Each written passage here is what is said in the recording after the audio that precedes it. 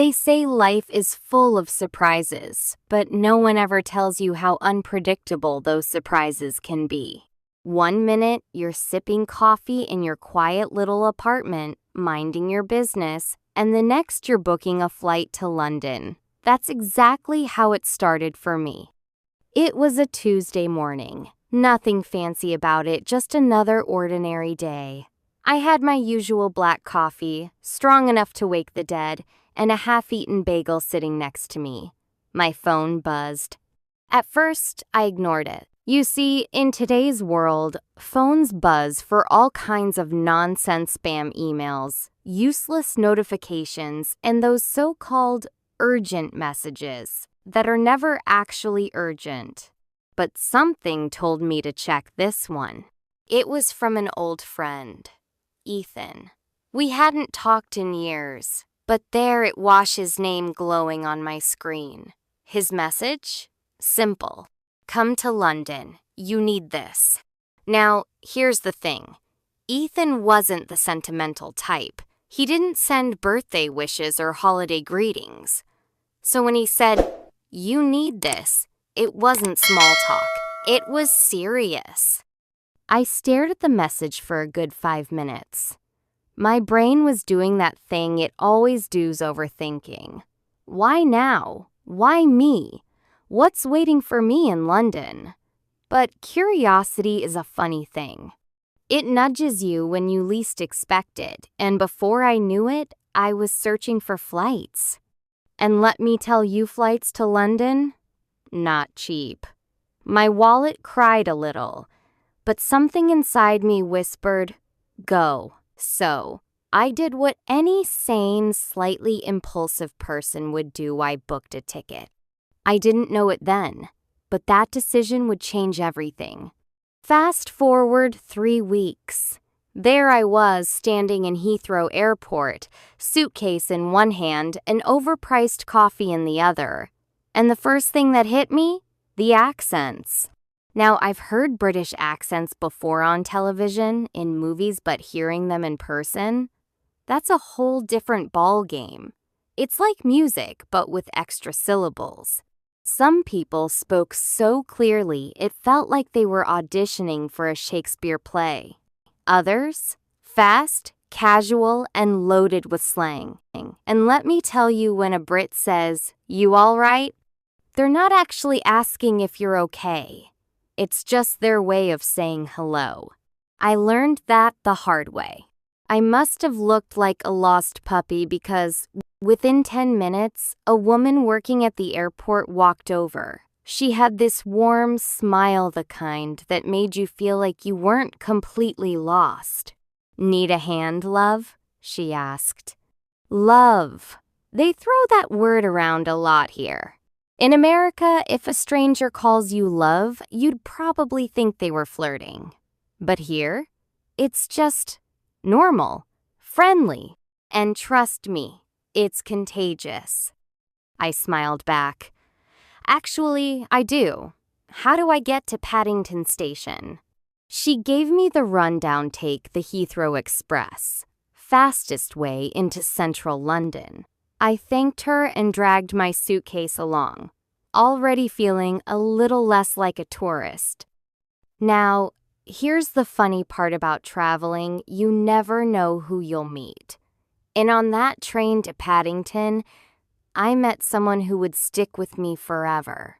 His name was Oliver, mid-40s, sharp-dressed, and the kind of guy who could strike up a conversation with anyone. He sat across from me, reading a newspaper. Yes, a real newspaper. Who even does that anymore? "First time in London?" he asked without looking up. I nodded. Yeah. Is it that obvious? He laughed. A bit. Americans always have that wide-eyed look like the whole city's a movie set. I chuckled. I guess I'm living up to the stereotype, huh? We got to talking. Turns out, Oliver was a writer.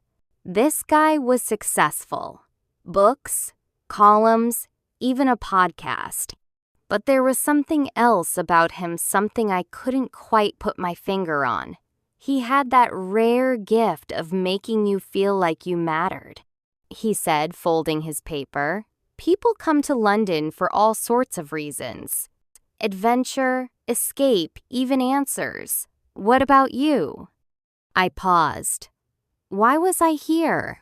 Sure, Ethan's invitation got me on the plane, but deep down, I knew there was more to it.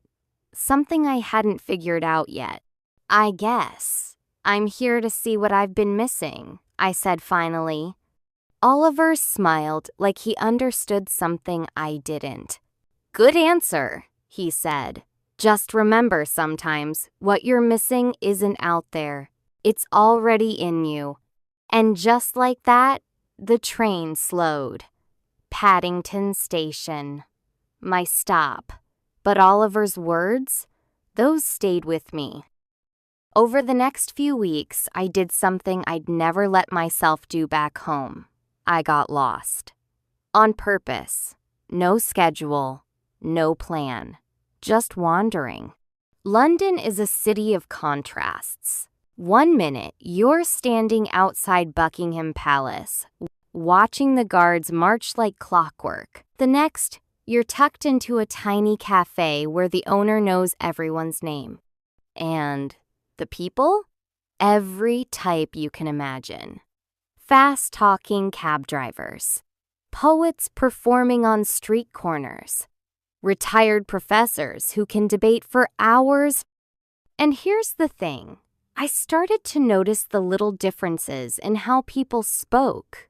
British English is like a puzzle. Some words, familiar. Others, not so much. Like cheeky.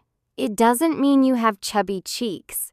It's a playful way of describing something a little bold. And fancy isn't just for ballrooms. It's how they say, I like it. I started picking up these words without even realizing it. And something strange happened. I didn't just learn a language. I started thinking differently, more openly, more curiously. And it hit me. Language isn't just words. It's how we connect. It's how we see the world.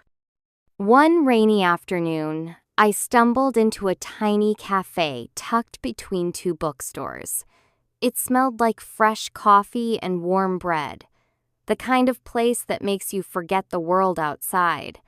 I ordered a flat white, a fancy way of saying a strong coffee with velvety milk.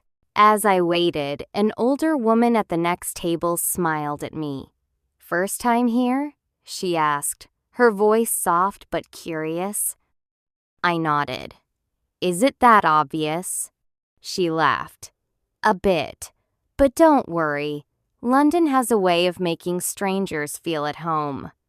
And she was right. In that little cafe, surrounded by the hum of quiet conversations, I didn't feel like a tourist anymore. I felt like I belonged, even if just for a moment. Funny how a simple cup of coffee can make a city feel like home. And just like that, every step in London felt less like a visit and more like a new beginning.